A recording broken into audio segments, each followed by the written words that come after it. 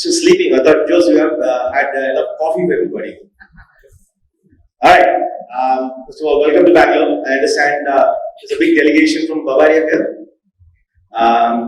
So Frederick, you said you were under a lot of pressure to, say something very important. I think I'm under even more pressure here to sound very intelligent. Partly because you are a terrific audience, but mainly because my lovely wife is here. She's from Bavaria, so I have like a lot of pressure from on the German side, on the Indian side. So I hope I can deliver what you're looking for. So welcome everyone. My name is Bala. So I'm here to tell you a little bit about AI. So before I do that, I would like you to sort of maybe put your phones down and give me like maybe 5 minutes. I'll keep my talk pretty short.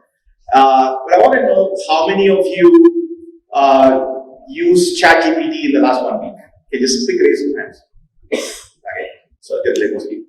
Very cool. All right, so you know what I'm talking about. I think I'll be finished. I'm joking. All right, let's get started. Excellent. So first, a little bit about People+AI. So who we are a foundation backed by Mr. Nandan Nilekani. This is the same team that did Aadhaar, which I'm sure you've heard a lot about, which did UPI, which I'm sure you've heard even more about. We can start talking about UPI, by the way, in Bangalore. So you'll hear a lot about it. And our goal right now is to figure out how generative AI will shape markets and shape people. That's why we are a People+AI. Joe, you're already pointing at time at a clock. Okay, I'm under a lot of pressure. Oh, the slides are there. We are here to nurture startups. We are here to nurture investors, research, and also regulation on how AI is going to shape regulation in our part of the world. But most importantly, we are here to create a network. Right? We are here to create a network across the globe, a community that innovates but also collaborates. So I want to tell you a little bit about it. But first of all, so just as a little background, I used to live in the Silicon Valley for 17 years. I've been back in Bangalore for about 15. So I've kind of seen every hype cycle that is out there. I've seen the internet bubble, the mobile bubble, all the bubbles you can think of. So the first question is this one of those tech bro kind of things where, the guys who told us Google Glass, for those of you who remember, it's going to be the absolute coolest thing. There was a company called Segway in the 90s, I don't know if you know, but their marketing tag was, they wanted to reinvent walking, right? So this is like the marketing tag, right? So walking has been, people have been walking for like, billions of years, but they wanted to reinvent walking. And of course, we had the crypto and NFT bubble. So the obvious question is COVID another bubble? Or is it one of those crossing the chasm moments where there's an innovation, but it's going to take a little time before it gets adopted? And we are kind of in the gap right now where we're not sure. So let's get down to facts. So since many of you are using GPT, you probably can immediately recognize this. So what we are, since basically about a year and a half, is that we have a tremendous source of knowledge, right? So Google really shook all of us, for those of us who've been around for more than 20 years, to how search works. Right? Suddenly the whole world of knowledge opened up. But what GPT, those of us who use it, it's a much better version of search, right? This is like a world at your fingertips. You can learn any piece of information, anything you want at your own pace. It's also an amazing writing partner, right? So you can write, you can edit, you can brainstorm. So I use it almost every day for almost everything that I do. It's my partner. I don't go to Google anymore. I don't browse around, waste time on the web anymore. This is sort of my information partner. And lastly, especially for people like me who have no sense of art, who cannot draw even a line without like being squiggly, this is an amazing artist, right? It's kind of your personal graphics designer, right? And those of you who have not played with it, you can play with it. And what I did was, I went to GPT and said, hey, give me a graphic which represents what I just said. An amazing teacher, it came up with this. An amazing writer, it came up with this. An amazing artist, it came up with this. And a year ago, when I gave a similar talk, I would do the same thing with Mid-Journey and this and that and Discord channels. It took me 2 hours. This time it took 5 minutes. I was multitasking, texting, WhatsApping, etc. And I just gave it some pointers, and here it was. But honestly, with all of this, I was not very impressed. This is sort of whatever. It's 2023. Like, what's the big deal, right? And this is kind of what technology has become for us, right? What would be an amazing deal to have an artist and a writer and a teacher right on your fingertips? Is now, whatever. right? So it's become, just in the course of a year, it's become like that. So the question here, what I'm here to talk about is, what else is possible? So Jose, I want to take a little bit more time than what you have on the clock here, because I have a couple of videos which I thought would be interesting for people here to listen. So the first thing I want to hear to tell you is something called Jugalbandi. So Jugalbandi in Hindi, basically, it's think of it like a jazz symphony, right? People kind of playing off of each other.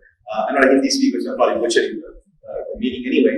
But the video will tell you what I'm really talking about. So this is a video that we created for Satya Nadella about a year ago. So this video is pretty dated, but it's still one of my favorite videos, and I wanted you to watch it. So can you just play the video? अपने ही गांव में हमारी जमीन है 2 एकड़, उसमें ही हम खेती उगाते हैं। रबी की और खरीफ की दोनों फसलें उगाते हैं, जिसमें गेहूं है, जवार है, बाजरा है, तिल्ली है, सरसों है। बट यहाँ मेवात में के अंदर बहुत से गांवों में न्यूज़पेपर नहीं पहुंच पाते हैं। ये सरकारी स्कीमें पहुंचती हैं, लेकिन ग्रामीण इलाकों में लोग योजनाओं की स्कीम पहुंच भी नहीं पाती है। These are all communities living in media dark areas, which means that penetration of traditional media like television and radio is very sparse. There's also literacy challenges, so things like newspapers have a very low access in these areas. In India, we have 22 constitutionally recognized languages, but apart from that, we have more than 100, almost 120 languages. Being able to provide justice to each and every citizen in their own language, it's a challenge, but it's also an opportunity. Jugalbandi is a chatbot that we built to solve 2 problems. One is this linguistic divide and the technological divide. We collected millions of parallel sentences for machine translation. We collected thousands of hours of data for speech recognition. And then we built state-of-the-art models on top of it using partially speech recognition model and Azure OpenAI. So these capabilities allows us to understand language, transcribe it, translate it, and also synthesize it back in the form of speech. चाचा you जुगलबंदी है, या मैं लिख के भी और बोल के भी कुछ भी जो हमें स्कीम चाहिए, सरकारी योजना है, उनके बारे में जानकारी ले सका। मैं किसान हूँ, मुझे सरकारी योजना कैसे मेरा नाम जुगलबंदी है। मैं एक असिस्टेंट हूँ जो आपकी सरकारी योजना के बारे में जानती भी और उसके लिए एनरोल करने में आपकी मदद करूँ। तो वहाँ से हमें लिखित में भी और ऑडियो में भी दोनों तरीके से जवाब आया, और किस किस डॉक्यूमेंट्स की जरूरत पड़ती है और किस किस फॉर्म की जरूरत पड़ती है। The Ministry of Electronics and IT in the country has been working on this for the last 5 years now. And when ChatGPT was launched, that was really the catalyst for us being able to bring these pieces together. We've been able to categorize the diversity of India as an innovation opportunity. And if you're able to do that successfully, you're able to do it for the world. So, thank you. So, this is what gets us excited. This is what gets me out of the bed in the morning. So, this showed you how we are taking energy into the masses. Right? So, all of us in this room are going to be fine without ChatGPT. Right? We've been using computers, we know how to do it. But there are a billion people in India who are not online. Only 300 million people in India are online. And there are another 5 billion people in the world who are not digitally savvy. And whether we like it or not, we are living in a digital economy. And the question is, how do we bring them into the digital economy, right? And for us, the answer is voice, right? Speech recognition.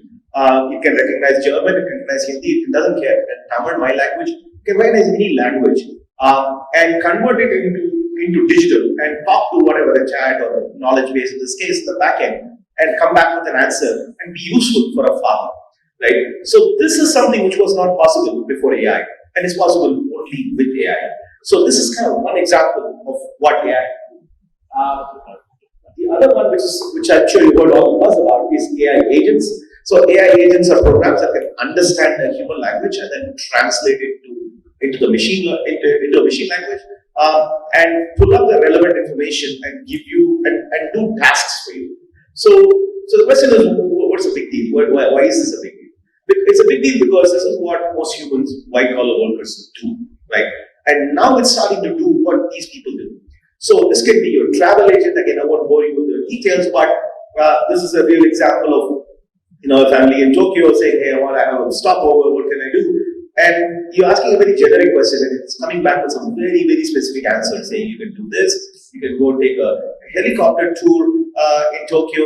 And I was when I saw that one, I was a little confused, like helicopter tours, the timing here, for those of you who notice it, it's like an evening, the person wants to spend an evening in Tokyo. I was not sure, like an evening tour, helicopter, I was trying to connect. I went and Googled it, and actually this is true. You can do a night tour apparently in Tokyo on a helicopter, right? So it's pretty accurate as well, right? So these agents are basically the next innovation. You're going to hear a lot about this.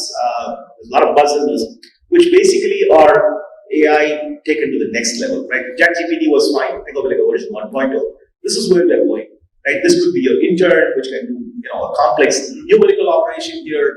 It could be a personalized programmer. Joe, we have time for a quick video. So this is something which is very exciting. This is like two weeks old, and can somebody click? Hey everyone, my name is Sarah, and I'm going to show you how Devin, our AI software engineer, can autonomously learn from a blog post. Within a few minutes, Devin successfully generated this desktop background image for me with my name on it. So all I had to do was send this blog post in a message to Devin. From there, Devin actually does all the work for me, starting with reading this blog post and figuring out how to run the code. In a couple minutes, Devin's actually made a lot of progress. And if we jump to the middle here, you can see that Devin's been able to find and fix some edge cases and bugs that the blog post did not cover. And if we jump to the end, we can see that Devin sends me the final result, which I also got 2 bonus images here and here. So let me know if you guys see anything. There's a text in there. Can anybody guess what the text was? So anyway, the details are not important here. What is really important, I showed you like a farmer, how AI can be useful to a farmer. On the other extreme, AI is your software programmer, right? And the reason why we are excited with all of this is that today's software programming is restricted to the US and even in the Western markets to a very high-end kind of use where there's a lot of money, right? What we are excited about is that you can have your own personal programmer. Like you can do very, very small things which you would not have the skill to code. Not everybody's a coder, or the money to pay for a programmer, right? So what is happening right now is that everybody, in the course of the next 1 year, we expect everybody to have a little programming assistant, a little travel agent, a little executive agent, and a little knowledge agent, right? And this is all happening today, right? This is all basic versions of all of this exist. And what we think this is going to do is to not only bring the remaining 5 billion people into the digital economy, but get them to do things which were not possible before, right? So this is where our focus is, this is where our head is.